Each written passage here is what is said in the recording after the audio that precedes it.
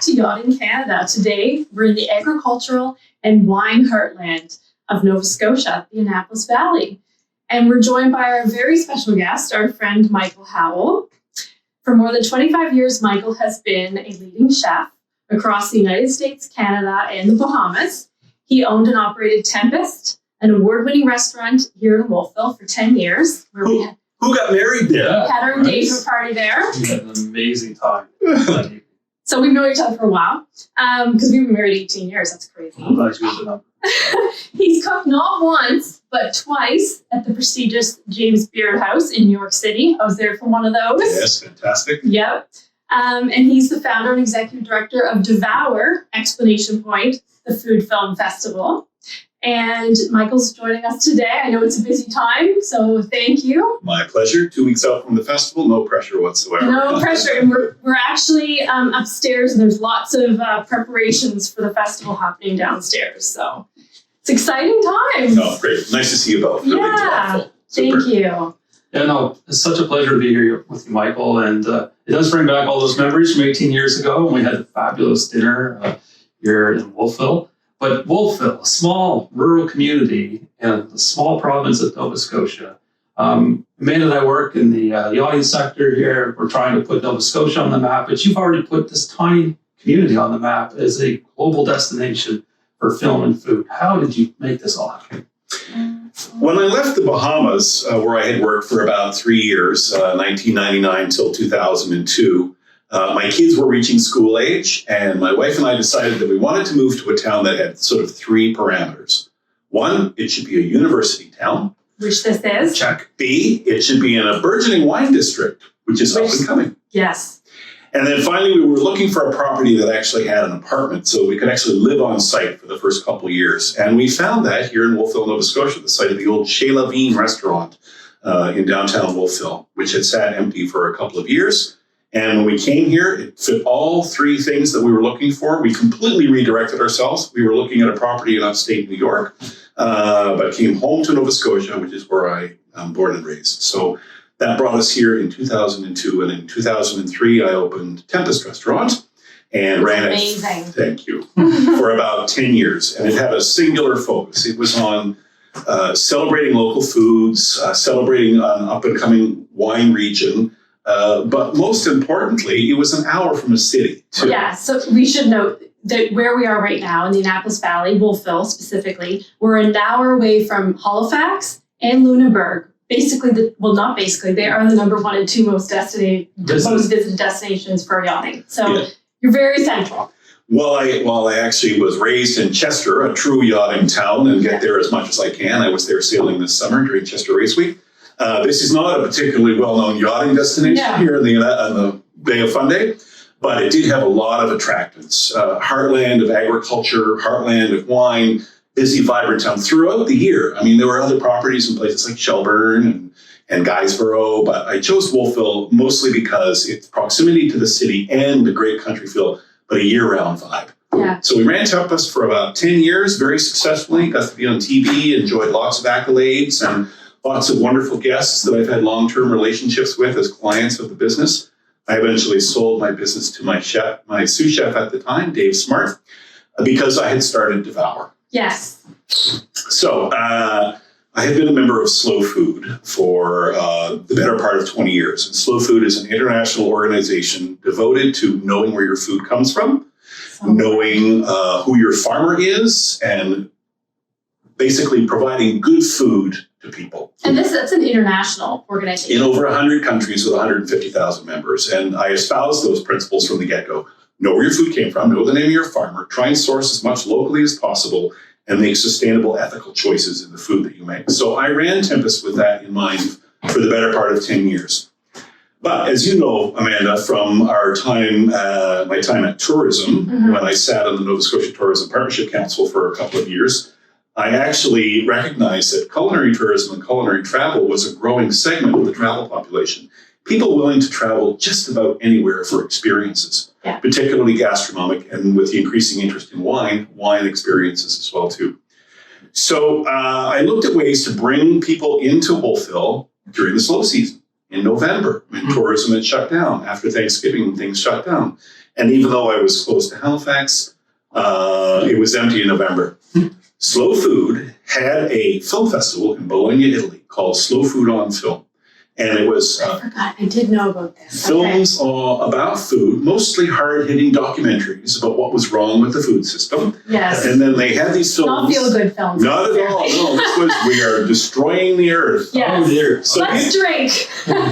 well, they did. They set up booths outside the theater where people were supposed to eat and mingle and then talk about the impact of the films that they've seen. Most of them were terribly depressing movies. Yeah. So beer sales and wine sales went. And the film festival closed about 4 years later. Oh, jeez. But the idea behind it, of this idea that you could have a film festival that discussed food issues, but also had some levity, had some fun involved, Yeah. was something that we thought we would grapple with. So that first year, in 2009, we showed 5 films at the Al Whittle Theatre, including Big Night, Food Inc., a seminal documentary about the food system, and Babette's Feast, among a couple of others. Okay. And then each night for 2 nights, I did a dinner at Tempest inspired by those films. So people would watch the movie, they'd come down, and then they'd have mock turtle soup, or they'd have an Italian meal with timpano. And the restaurant was full 2 nights, and the town, we sold 1,000 tickets that first year in 2009, and on a wing and a prayer, as it were. Yeah. So our board of Slow Food Nova Scotia said, You might be onto something. I'm going to something. Mhm. So I reached out to the Atlantic Film Festival because I knew nothing about running a film festival. I knew cooking and organizing, but not film festival stuff. Right. How do you procure a movie? I was introduced to Leah Ronaldo at the Atlantic Film Festival. She was the festival director at the time, and myself and a couple of other people pitched her on this idea of a film festival about food with dinners and maybe workshops.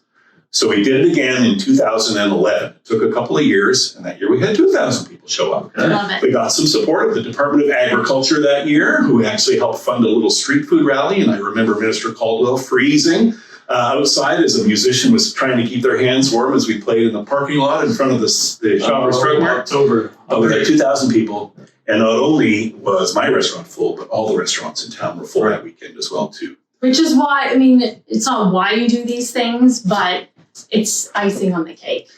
So it's 3-pronged. There has to be shoulder season economic development when you're in a rural area. And this is, despite Wolfville being a vibrant town, it is a rural destination.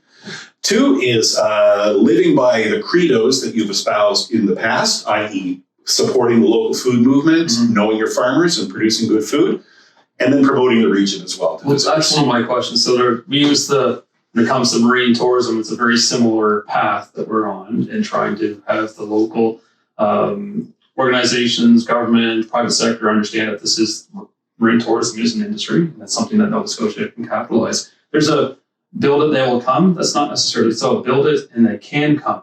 Yes. Right. So you've accomplished this. How did you market in those early days and start building up that awareness and that audience so that you were building a sustainable event? The first couple of years, I think we probably did get by on a bit of the reputation of Tempest as a destination to come for. The films were being supported by a knowledgeable chef that was supporting those activities. But we had some help. Jason Priestley, the actor from Beverly Hills 90210, was here in Wolfville for 4 years. You've now got a whole demographics attention who's watching. So he was a keystone to our early success. An ambassador? He was an ambassador. He still sits as a member of our advisory panel, even though he lives in Nashville, but he's a great supporter. But we had a fairly famous movie star, television star, as part of it. So we did attract a different segment of media. Of course. To say, hey, it's not just foodies. And there's this film thing going on, too. Yeah. Well, it's kind of like what we're doing today with Amanda and I have been talking great lengths and for years about marine tourism and the opportunities, but now we have a celebrity here to help us now and elevate the profile and then bring it into an event kind of platform. So, and we're using we should say tools. the beep that we just heard, Michael has not let go of his chef tendencies. I thought a timer was going off. He's making turkey stock because Canadian Thanksgiving is this week. So it smells amazing in here, which you guys can smell. Very hungry. Yeah. But I think it's important. This is the largest food film festival in the world. Yeah, it is. Now. So there are a couple of things that help make that happen. Early on in the festival, we started going to the Berlin Film Festival each year because they had a program called the Culinary Cinema Program. And at the time, at the Berlin Film Festival, which is by rote, the largest film festival in the world by attendance. It's in Berlin, Germany, every year in February. And they had this culinary cinema program where they showed movies and then they had dinners in this fabulous circus-like tent. We were so inspired by that, we went, we need to be bigger. But in 2014, our biggest marketing expense that we have to date ever had was we managed to secure Anthony Bourdain to come. Right. Yeah. And that was when he was on the ascend and rise. So in many regards, we poured all of our early marketing dollars to attract that attention because why is Bourdain going to Nova Scotia? Right. Was in the middle of the life section of the USA Today that year. Wow. And that was a strategic Those are marketing pivotal spend. things that happened that really led. Then people notice. Yeah. It's so strategic. So you're not sprinkling your efforts and your resources across this broad landscape in the shotgun approach. You're laser focused. Let's get this type of attention through this means so that we can actually develop the audience that we need. Given that marketing is so fragmented nowadays and it's really hard to get ROI on the various little tiny spends that you do, one big spend, in that case, celebrity, Mhm. that was very, very well known and on the ascend and rise, really was a strategic marketing ploy. And it was before social media Yeah. really took off. So you didn't have that whole digital world. So this print Yeah. was gold. Yeah. This print, yeah, it's amazing. Then over the years, we've managed to attract some other degrees of celebrity. Bill Pullman, the actor from Independence Day and The Sinner. Jacques Pepin has come, twice here and then to other locations with our satellite events. And that has been a really significant thing is to attract some form of celebrity from either food or film that draws media attention and Yeah. thus popular attention. Yeah. Now that we're 14 years old, we don't have to do it quite as much. People know and trust the brand to say that maybe I haven't heard of the chef, but if Devourer has said he, she, or they is absolutely spectacular, we're going to go. Right. Yeah, and you probably have regulars that come every year. Every year we have a VIP program that we sell. It's all exclusive access to just about everything that you can possibly fit in. Wow. And those people come back year after year after year. And people that have 1 or 2 days off. Margot Yeah. Spafford, who's one of our patrons, along with John Lindsay and Ann Campbell, have come every year for the last 5 years, spend the whole week here and just take it in, right? Well, honestly, most of our work is along the coastline that's accessible for boating and all kinds of boats. But this area is gorgeous. This time of there's year? no better place in Nova Scotia or even Canada's East Coast to talk about food than here. It's really everywhere. If you're driving through the Annapolis Valley today with that resplendent colors, It's beautiful. apples on every tree, fruit in every stand, and pumpkins everywhere, you're in sort of foodie nirvana here at the stage You of really the game, right? It's so beautiful and so inspiring for chefs, also for filmmakers too, because they see it. Just 3 days ago, we had 4 producers from Hollywood, from Touchstone Pictures and various other Hollywood studios, doing a fan tour of the area and just agog at how beautiful it was. It's unexpected, I think. And so is a lot of Nova Scotia. True. And that's what we run into constantly. I think what's tremendous about Nova Scotia is you're never more than, I think they say 43 miles from the coastline. So for those yachts visiting, the coastal experience in Nova Scotia, to get ground transportation or air transportation and come into a community like Wolfville is accessible. Mm-hmm. And is a tremendous addition to an itinerary. So in developing the bigger kind of product of Nova Scotia as a destination, all of these ingredients, unintended, are necessary. But it's about linking them together. And I think really importantly for this conversation, it's the shoulder season. So the province is seen as a July and August destination for many. And that is definitely a spectacular time of the year. But we're seeing our Septembers and Octobers, our fall season, the weather remaining quite temperate and September here was it's just incredible. And October's terrific. So the audience, we want them to be aware of all the opportunities such as Devourer that will encourage them to extend their stay or come at a time when they thought wasn't otherwise available. And I think the VIP program that you spoke to is just such an awesome product to get in front of especially the higher net audience. Yeah, for sure. So let's set the scene a little bit. Another little pun.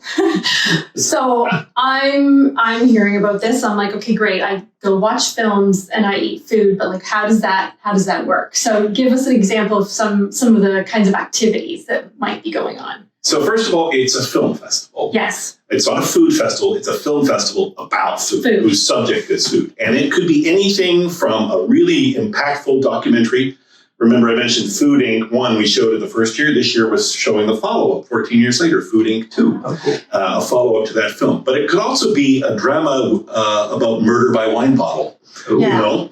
There's some fun ones in there. Exactly. Not all hard-hitting. At many of the films, we also have food available. So if it's a film about sriracha or a film about fish or lobster, we'll serve little bites of lobster as you go into the theater. Right. Then we have visiting chefs that come, and they do one of two or perhaps three things. They'll give a culinary workshop, not necessarily related to film, but the idea being that they'll bring their expertise. Dario Tomaselli this year is a great example of a really fabulous Italian chef based in Toronto that's going to come give an Italian food workshop on living the Mediterranean lifestyle. Love it. And then we have our grand sort of what we'll call dinners, which are the celebrity chef dinners, as it were, where 5 chefs get together and do a 5-course meal. But to your point, Amanda, our signature event that we do around the world that we've taken everywhere is called Chefs in Shorts. Yes, I love the name. And this is 5 short movies are selected by myself and Leah and the programming team. And they're meant to sort of create a story. Right. And each of 5 chefs that are invited are given the film in advance. And they watch the film and they use that to make a dish. It inspires them. Then in the theater or in the Devourer studios, we actually screen the movie. And as the movie's screening, you're delivered the dish that's inspired by the film. So in essence, you get to taste the screen. It brings the film to life. Brings it to life. It's like Sense Around. If you remember the earthquake movie from the 1970s, it was an extraordinary thing where they had this thing called Sense Around. Shook the theater. And so you really felt like you were in an earthquake. So that's always been a vision of mine, is to taste the screen. Yeah. You can literally smell the dish as you're watching it on. But whenever you're watching a film or a TV show and there's food involved, if you love food as much as all 3 of us do, you do get hungry. Oh, you do you're like, I'm craving that now. It's a sensorial response. Yeah. We just activate it and take it to the next level. Then, of course, we have wonderful community events. We have our Le Tour de l'Acadie bike ride. So it's a beautiful bike ride through the fields and valleys of the Annapolis Valley and Grand Pré during harvest season. So you'll see combines harvesting corn while you're riding the bike. Different vineyards. We stop at Lightfoot in Wolfville and actually have a little taste near the end of the ride. Not at the beginning, but near the end. They might ride their bike better if they had it. That's true. And then we have a great big community event called the Great Devour Community Supper, where we often were faced with a bit of, well, guys, you're only for Lux travelers, what are you doing for community? Well, 6 or 7 years ago, we started the Great Devour Community Supper. And thanks to the largesse of the chicken farmers in Nova Scotia, we give away 1,000 free chicken dinners to food bank clients and people that are in subsidized housing. And that's done by volunteers, several men's cooking clubs that are here in the Annapolis Valley. And on the Sunday afternoon, one of our final events, we'll welcome people. There'll be music courtesy of Deep Roots, and we'll have this fabulous community party. Absolutely. And the community and the attendance of Devour all kind of converge. Yeah, so you'll have the guests that have flown in from Timbuktu, and you'll also have somebody who's a client that's come in to get a free chicken dinner, and they don't know who's who. It doesn't really matter what. Doesn't matter. You're just listening to music on the beautiful Annapolis Basin, the Annapolis Valley here in the Fundy Minus Basin, and enjoy a party. There's all kinds of other stuff. There's so much. Wine tasting workshops and bourbon workshops. We have a Fogo Island luncheon this year. I saw that it's sold out. Chef Timothy Charles from the Fogo Island Inn. And they just got a Michelin star. They did, and we're made Relais Chateau as well too. So a fabulous destination there. So we're very honored. We've taken Devourer to the Fogo Island Inn as well too. Wow. So it's on our list. Yeah, we have to get it's a spectacular place. So we're really honored that Tim Charles is going to join us this year for both a culinary event at Le Caveau Winery, Grand Pré Wines, and then one of our celebrity chef dinners. Man, I'm having trouble keeping up with this. I know. It's 65 events over 5 days, 50 films, 25 screenings, and then 8 or 10 major communities. And I think over 5 days. Well, it's 6 days technically. We have a kids program. Yeah. It's called the Big Picture Program. So we show an impactful movie about something related to the foodscape. And then teachers from either Nova Scotia Community College or George Brown in Toronto give those kids a cooking class immediately after the film. But just for an itinerary, it's a perfect number of days to attend a multi-day festival within like a 2-week or 10-day itinerary. And I think I read 15,000 people. In 2019, we had 14,800 and some attendees. We're still recovering post-COVID, so we're striving for 10,000 this year. That's it's a pretty substantial number visiting with a fairly high net worth spend on each of these people. As you guys know, you're in the travel industry. If somebody comes for a day visit, it's about $95. If they come for an overnight visit, it's $350. Then all of a sudden, the economic impact is that much more valuable. And this year's theme, there's a kind of a theme, an underlying theme that you don't, I mean, it's not all about that theme, but this year is change makers and Game changers. Game changers. Yeah, absolutely. Yes. Well, you are. You're making a difference in the way we view the world. And you're trying to make an impactful change in a segment that's not necessarily explored deeply. So yeah, for us this year, it is people, places, ideas, companies that are making a difference in the way we view the foodscape, essentially. It could be a local person, like we're having a kelp farmer coming in from BC, or it could be a famous chef like Robert Clark, one of the world's leading sustainable seafood experts, to help us put a lens on food that really makes us think about what we're eating. Yeah, so not that hard-hitting, depressing, but more inspirational. Absolutely. It's supposed to be aspirational. Yeah. You're not just saying the word sustainable or innovative, you're actually bringing people in to demonstrate these. And thus changing the way consumers buy. Right. The slow food thing was, we never looked at slow food members or people that are buying food as consumers, but we called them co-producers. Yeah. If you change the way they think, you're going to change their buying habits. So they're in fact influencing production of food in our case. Yeah, they're invested in the whole system. Exactly. So the more knowledge you bring them, which is the entire mantra of the festival, to educate and entertain the next generation of chefs, cooks, and filmmakers, and to provide a meaningful experience for all the visitors. So I'm somebody listening, I'm like, I love food. I love eating at restaurants. I love traveling for food. Films. I love films. Yeah. I can't believe you guys have wine in Nova Scotia. That surprises people all the time. I'm kind of sold at this point. Yeah. How do I find out more? And the VIP, are there still tickets available for the VIP? Oh, there are several. There are very few. We limit it to 40. We actually have a concierge that takes care of you. Transportation. So everything is managed. We have an Audi sponsorship, so you're carted around in beautiful Audis throughout the valley. Leah Henniger takes care of your experience. She helps you curate and pick your ticket. She makes sure you're in the right place at the right time and seat you. So it's really meant to be an elevated experience. There's a wine tour in there. Absolutely. Tasting, yeah. And we also have some exclusive VIP-only events this year as well, too, that's not even open to the general public. Things like Michael Polly, Master of Wine, one of only 400 in the world, is giving you a private VIP wine tasting. Okay. So this is the kind, So even if they're listening, they're like, okay, well, I can't make it October 21st to 27th. Is that the date? Correct, Oh my God, my memory. I can't make it for them, but it's every October. It is every October, and there are two other ways you can visit us. We do satellite events. Yeah. So we, over the years, have done events in places as far-flung as Sonoma, Vero Beach, the hotel where I still continue to work at in the Bahamas, the Green Turtle Club in Abaco. We host Devour the Beach every year. This coming year, it's January 30th to February the 1st. It's like a 4-day mini Devourer at an out-island beach resort. So you can get a little taste there, but then you have to come visit us here. The whole idea is that these are little teasers. You get 2 or 3 days. We do one at the Jasper Park Lodge in April as well, too. But we tell you there, come to the mothership. Yeah. Right? Like you really have no idea the complexity and comprehensive nature of Devour when you see the little one where it's 50 or 60 or even 200 people for a weekend. But, when you have 10,000 people and orchestrating this really beautiful moving mass of food and wine lovers and film lovers, it's a really beautiful thing to see. And that whole demographic like experiences. They like hanging out. They like talking about it. I mean, it's kind of a built-in party, that audience. It's a very real experience. Yeah. I mean, it's not like it's necessarily orchestrated. It's not like Disneyland. No. These are real chefs, real farmers, real filmmakers that have come in. We have a guy from Los Angeles this year. His name is Pete Ferrero. He made a movie last year. He's made another one this year. It's a pizza movie about where's the best pizza in Los Angeles. Okay. Right? So we've asked him to be a jury member on our best chowder competition, right? Just that kind of stuff. No donair competition? Oh, we have donairs. Okay. So lobster rolls? There will be lobster rolls. Yeah. Our opening night party, which is on the Wednesday, October 23rd, we have a DJ party after our main opening film. It's called La Cocina. The name of the film is a beautiful movie about New York restaurants and immigrant experiences. Then we have Lauren Marshall from Real Fake Meats is coming in and doing vegan donaires at our after party. And then a really terrific pizza guy here in the Valley named Jamie Tulani has a place in Port Williams called Pizzeria Robust. He's Italian. And he's bringing in pizzas that night as well, too. So we have pizzas and donaires late night on our opening night. Yeah. Love it. Some of our audience wouldn't know what a donaire is, but you'll have to come to Nova Scotia to find out. That's what it is. Well, Pictou Pizza. Pictou County Pizza? Yeah. You're talking about my homeland now.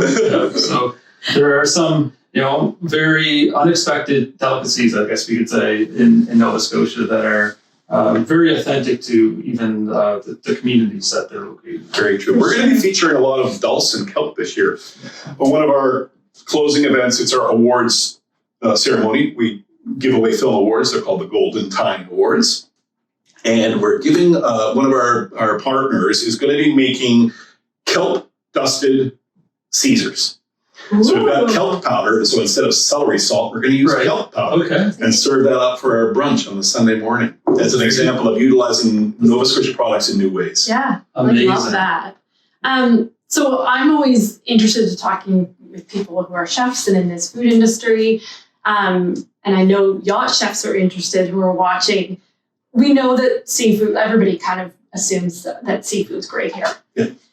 And they're right. And they're right. Yeah. I mean, it's probably our most famous culinary topic. If lobster isn't on somebody's list when they're coming to Nova Scotia, you're going to the wrong province. They're right the wrong. But I think there's a lot of other ingredients that maybe people would be surprised about that grow here or harvested here, produced here. Like what kinds of ingredients can you think of that are super exciting? So the mushroom foraging in Nova Scotia is extraordinary. Yeah. Yes. Like we have everything under the sun, black trumpets and chanterelles and hedgehogs and porcines. You can find that stuff.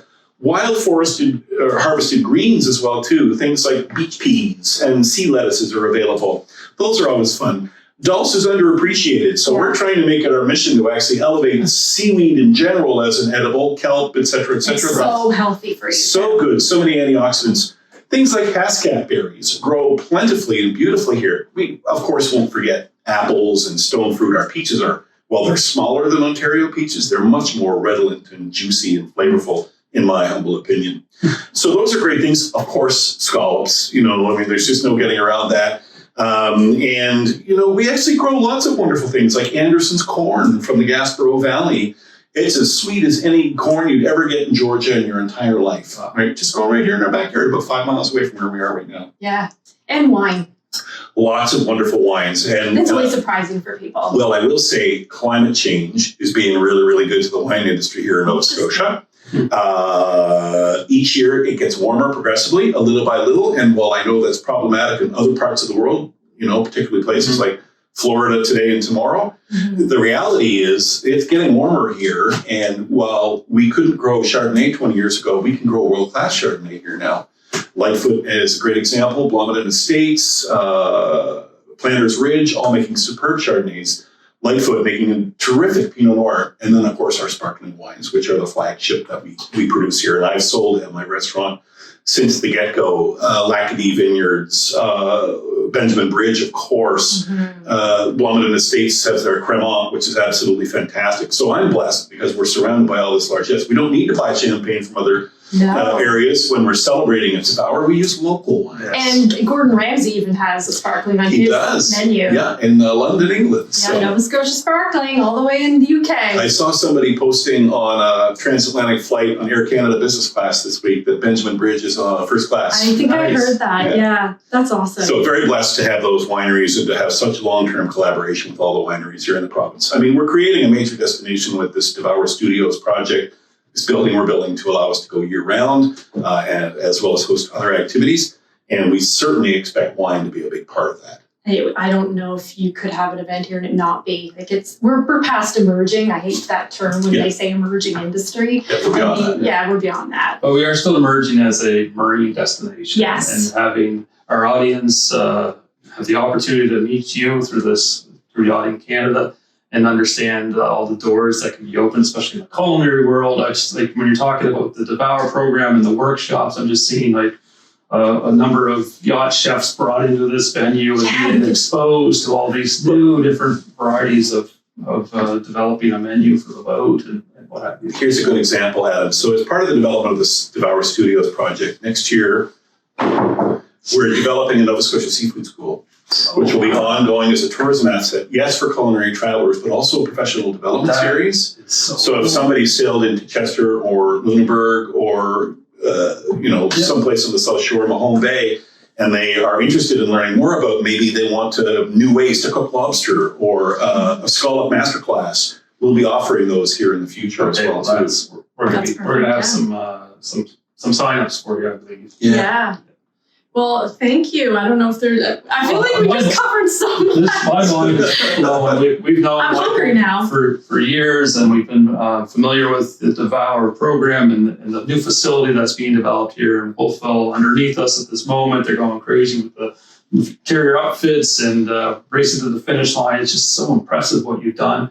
You've done it with the community in mind. You've done it with attracting new markets. It's so aligned with the work we're doing. So we just look forward to further collaborations with you and following the exciting journey that you continue to have with Devourer, and I'm sure other projects that you've dreamt up in your head. But this is just an absolute pleasure to be here today. I think you, like we at the Devourer team, feel that rising tides float all boats. That's one of the things he says all the time. Yeah, yes. Awesome. Got to think bigger than just me, but everybody around us benefits. And if the wineries and the tourism industry and the accommodations industry in this area they will benefit from the addition of 30 or 40,000 new visitors a year that are coming through this facility. Not that Devourer has 30 or 40,000, but that the region's getting them. Well, just everything is connected. So the last opportunity, the current one pulls through to the next. And I think that's really important. And it's about a collaborative effort. So building a network of destinations across the province and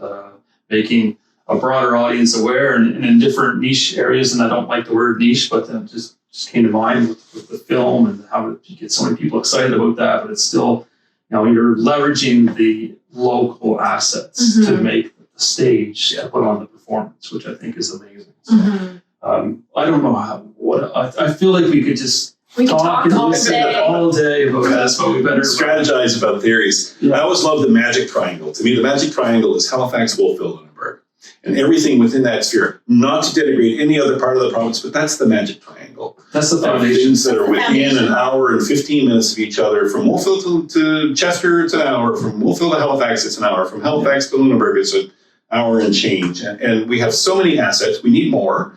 But the infrastructure is growing, and we have the opportunity to attract all segments of travel and visitors, let alone making our own citizens happy that these assets are in their own backyard. We're always looking for experiences that can be matched with clients. Yes. And so I think just staying on top of what you're up to is so important. And if somebody's listening, they're like, how am I supposed to get from Halifax or Lunenburg to attend this? Give Super Yacht Coast a call. We'll find a way. Yeah, so thank you so much, Michael. Thanks for your time, guys. Much appreciated. Thank you to Yachting International Radio, which presents Yachting Canada. It's Adam Langley, Amanda Langley, your hosts.